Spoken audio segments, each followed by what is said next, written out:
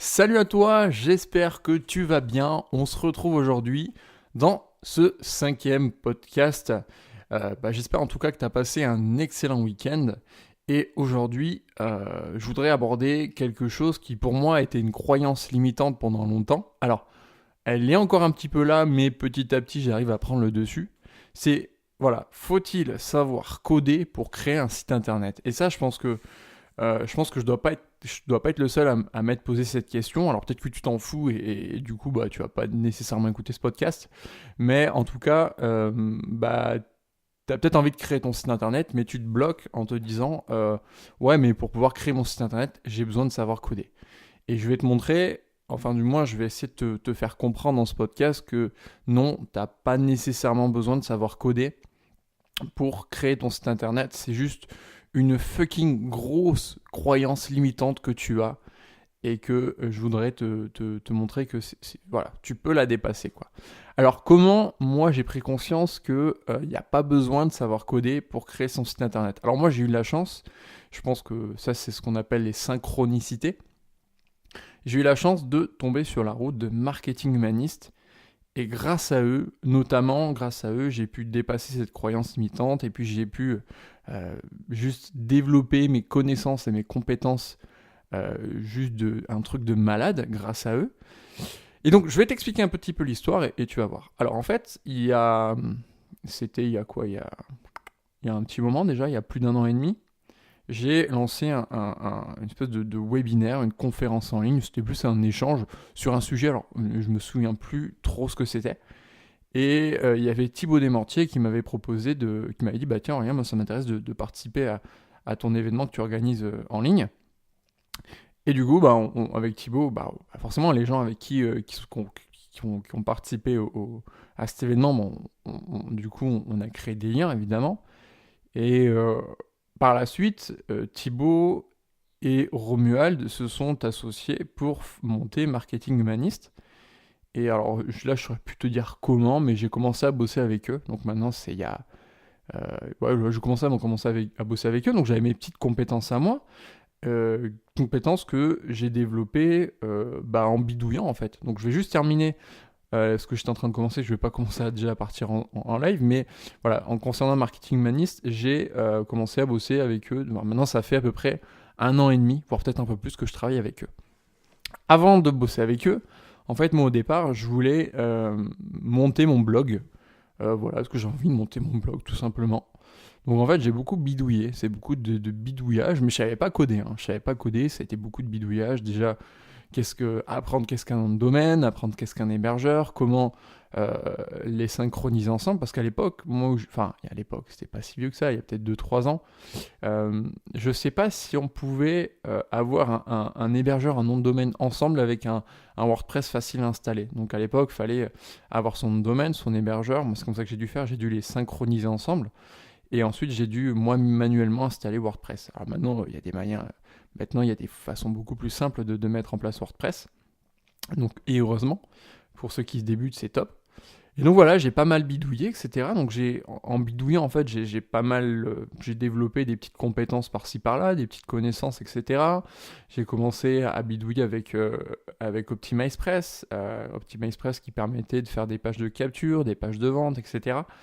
Donc voilà, j'ai pas mal bidouillé quoi. Et puis donc du coup, il y a un an et demi, 2 ans, j'ai commencé à bosser avec Thibaut et Romuald qui m'ont dit bah voilà, Aurélien, on va voir ce que tu vaux, etc.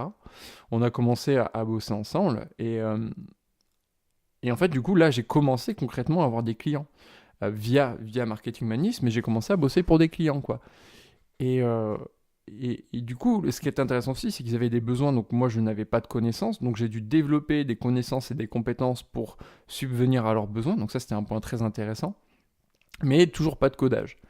Et voilà, j'ai fait des tâches, j'ai installé des systèmes de e-commerce, d'autorépondeurs, j'ai mis en place des produits, j'ai mis en place, participé à la création de tunnels de vente, enfin pas mal de choses, mis en place aussi en forme des pages de vente, etc.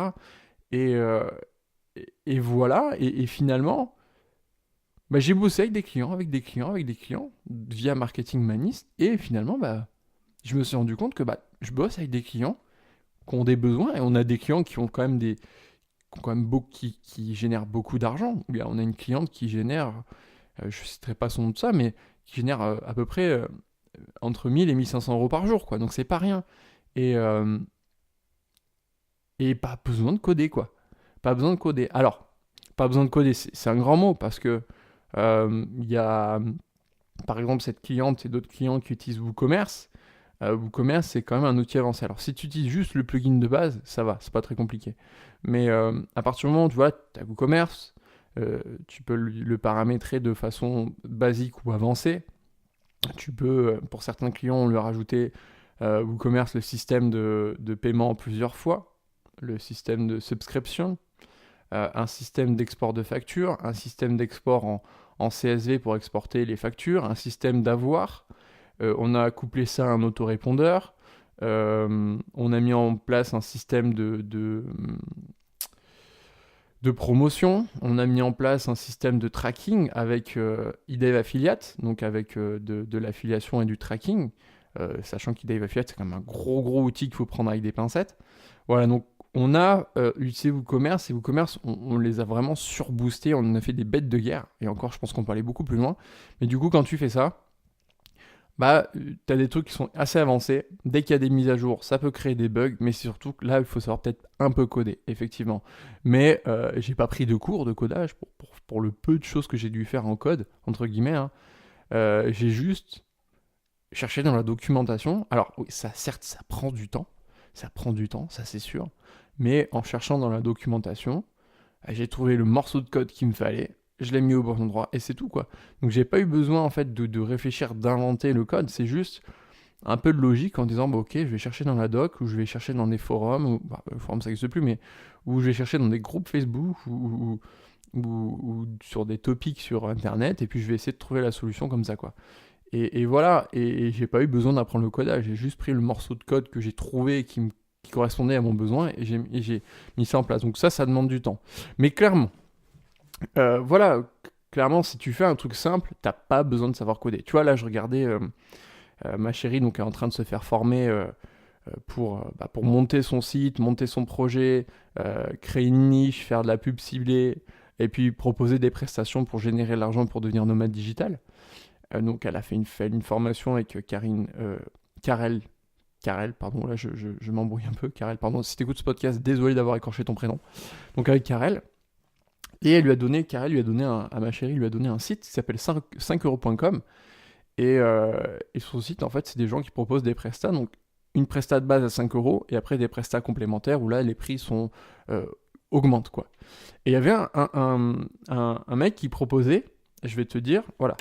Le mec, sa presta, c'était installer l'hébergement et le nom de domaine, installer le CMS WordPress, créer une page... oula, attends. Voilà, c'est mieux. Créer une page contact, créer une page qui suit, et sur la page d'accueil, les articles. Voilà, c'était sa presta, quoi.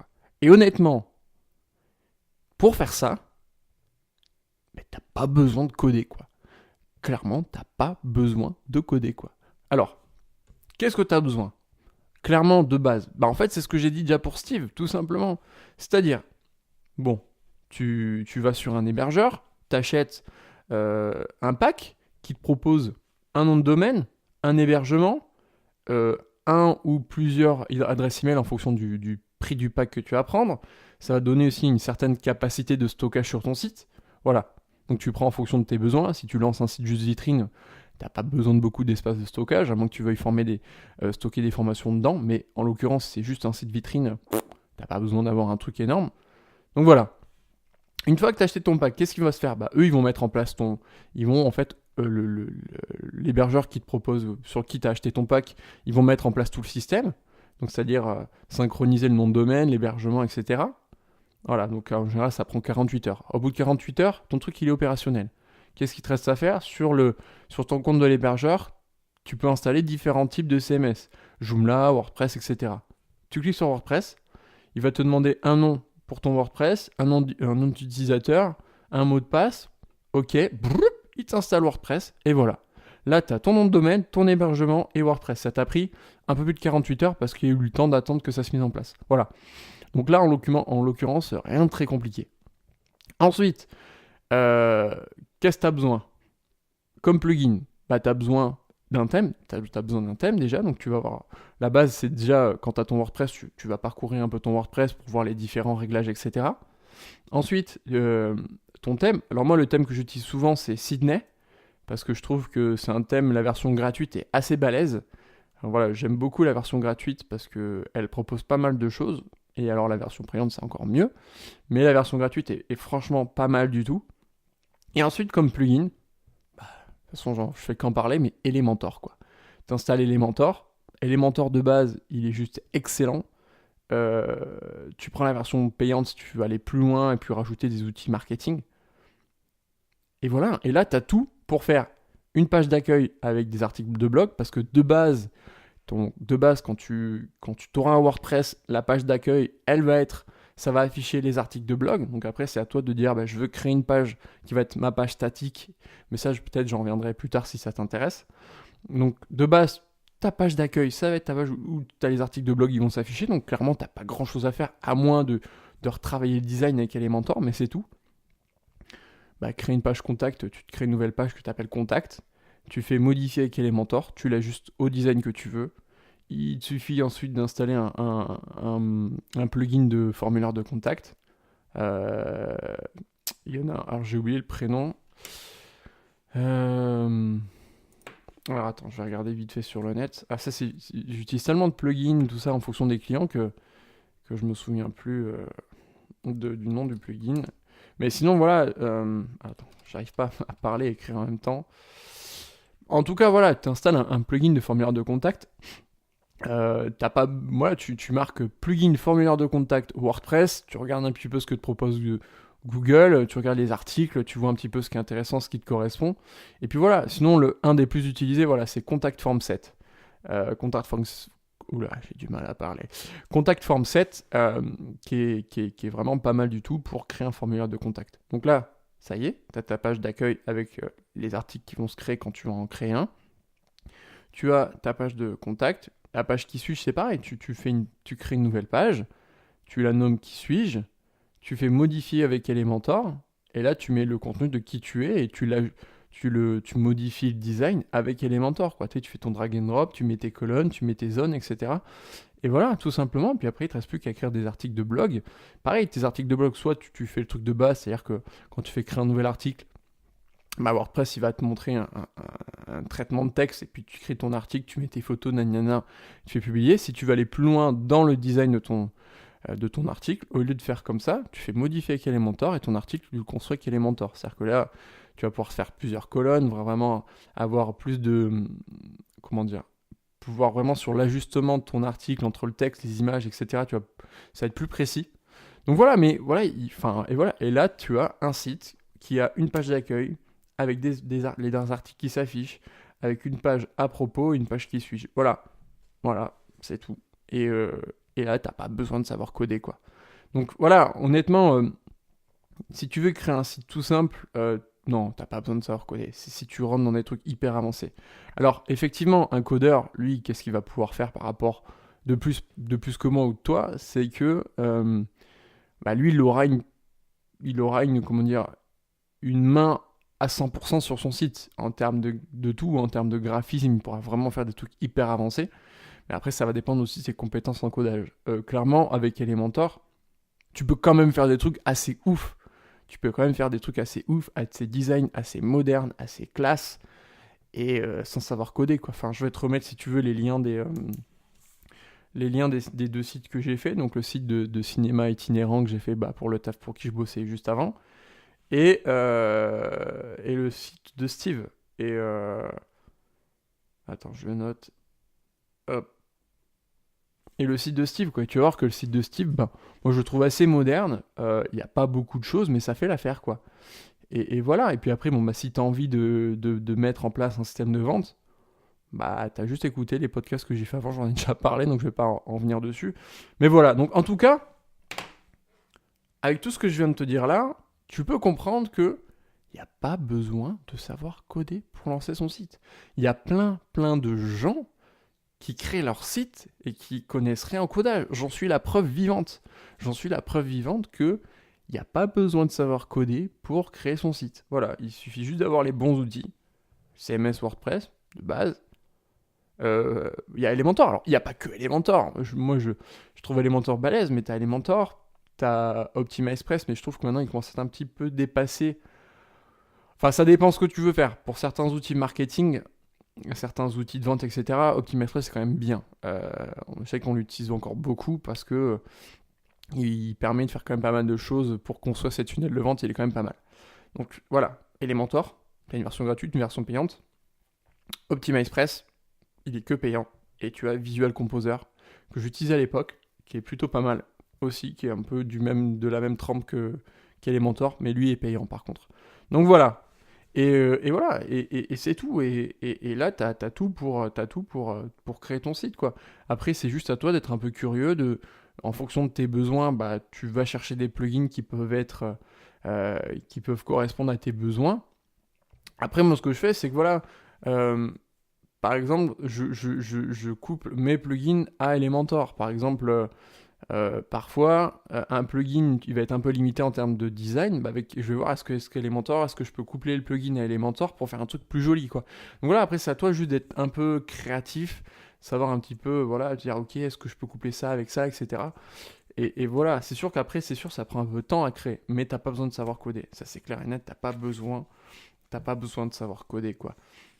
Après, le seul truc que je te dirais de faire attention, c'est si tu installes beaucoup de plugins, éléments de plugins, fais gaffe en termes de la mémoire de ton site, de pas prendre toute la mémoire de ton site, mais juste avec des plugins, c'est quand même compliqué. C'est si tu mets beaucoup de contenu vidéo, audio au sein de ton site, que tu héberges via ton site. Là, ouais, tu peux vite dépasser la mémoire de ton site. Mais sinon, juste des plugins, ça va. Mais juste si tu installes beaucoup de plugins, fais attention de ne pas avoir des plugins qui vont être en conflit. Parce que ça existe. Tu as certains plugins, ils vont être en conflit. Par exemple, voilà, j'ai pas d'exemple en tête. Enfin, si j'ai un exemple, mais je vais pas t'en parler parce que tu vas pas forcément, peut-être pas comprendre.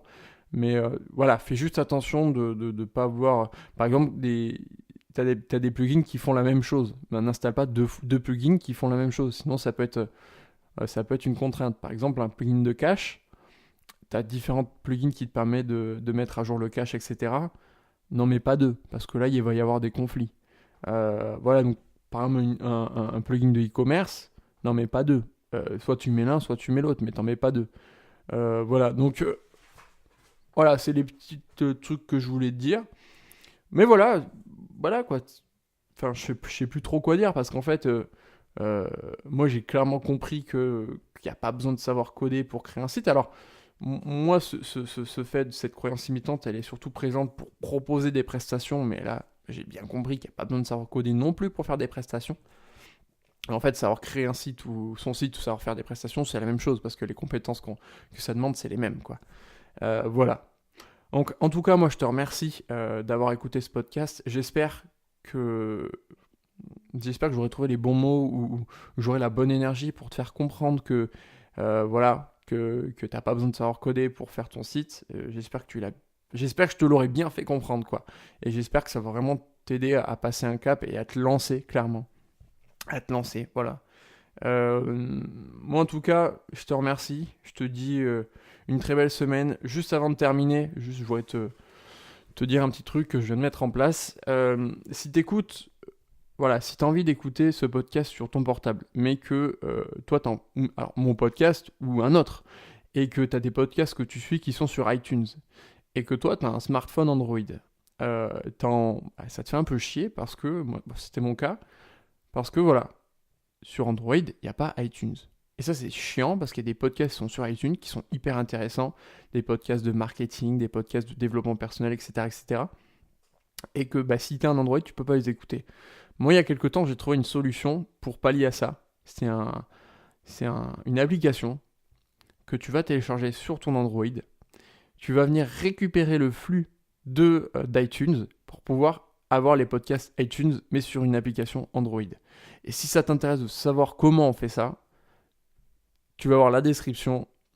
Tu vas voir, j'ai marqué j'ai marqué... attends, je ne l'ai pas encore marqué, donc je suis en train de faire le podcast, donc je vais marquer... qu'est-ce que je vais marquer? Ouais, tu verras, de toute façon ce sera marqué, là j'ai pas d'idée, mais tu verras dans la description, ce sera marqué, et comme ça tu pourras écouter les podcasts, les podcasts iTunes sur ton Android, et ça c'est juste trop bien. Allez, je te souhaite une excellente semaine, à la prochaine, ciao.